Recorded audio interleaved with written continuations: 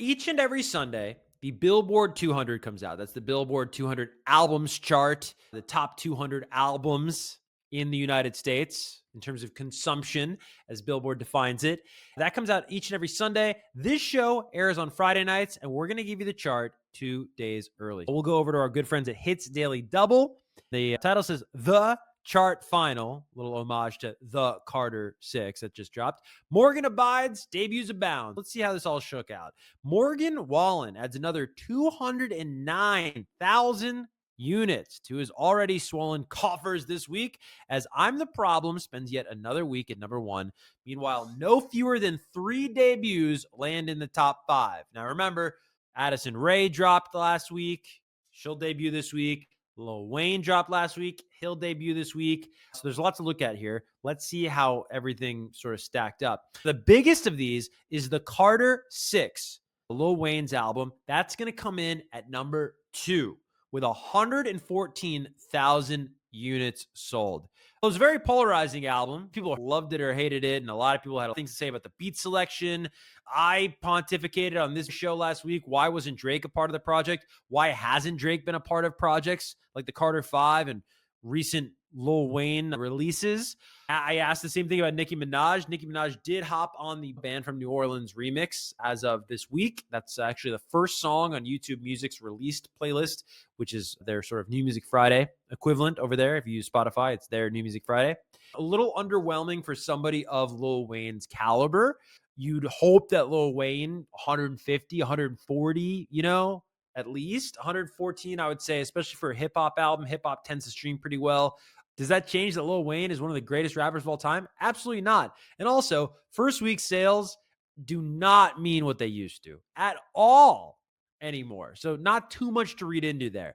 Now, below Lil Wayne at number 3 on the chart, that is followed by K-pop Septet, a group of 7 people, locking down 97,000 units with Desire Unleash.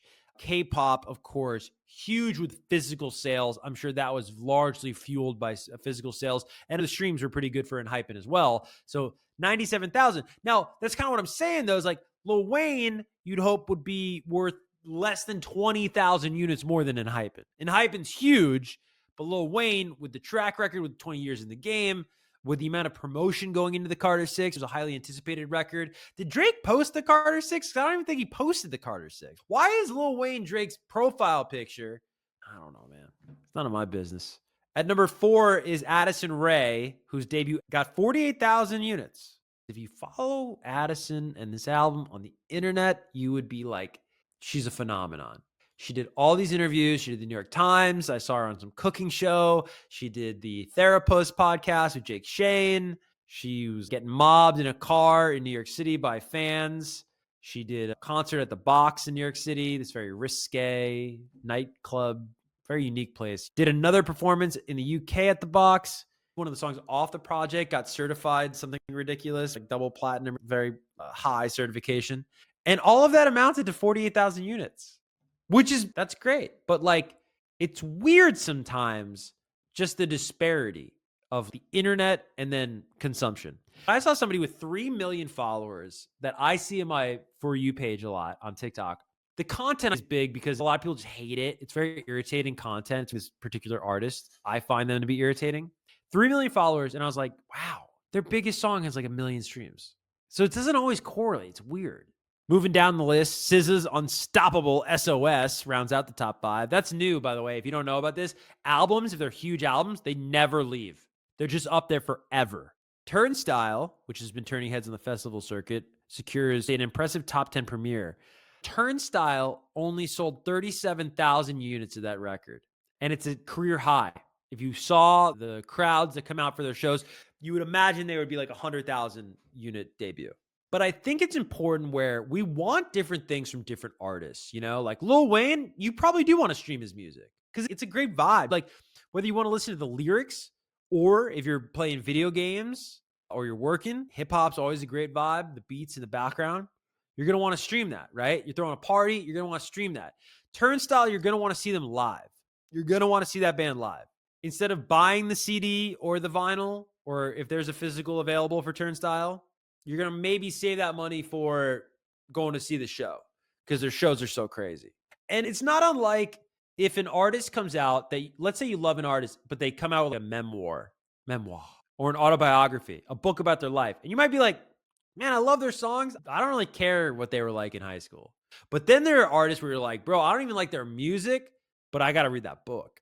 I'm not even a big Motley Crue fan, but The Dirt, dude, you're not going to read The Dirt? Yeah, I want to know what it was like being a Motley Crue in the 80s. Isn't that interesting?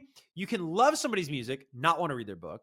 You can not really care for somebody's music and die to read their book. So take that and apply it to this if you're trying to understand and connect the dots of how somebody like Addison Rae sold 48,000, where she might seem way bigger, has millions of followers, right? But that's a different relationship. She's trying to get music fans, and she is. And she's on her way, and that's a great debut. Number 4 in the country. I'm not slouching Addison at all.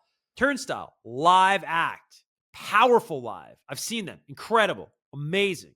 I don't know if you're going to like put Turnstile on at your party or your school dance where you might play Lil Wayne records. Just some food for thought. Speaking of career highs, Hits Daily Double goes on to say, our bong awaits. They're so, I love how they write. Their irreverent voice is great. Now, this week saw the arrival of a new set from Lil Tecca, Dierks Bentley, Backstreet Boys. I mean, how weird is the world where the Backstreet Boys have a new record out? I've never heard of it. No idea they had a record out. Haven't seen them anywhere. Didn't even know about that. Jonas Brothers, and then, okay, interesting. I guess that's next week's chart. But if you're interested in this week's Billboard 200, the way it looks this week, Morgan Wallen at number 1, Lil Wayne at number 2, ENHYPEN at number 3, Addison Rae at number 4, and SZA at number 5. If you're curious about Turnstile, they went top 10, 37 units earned. So there you have it.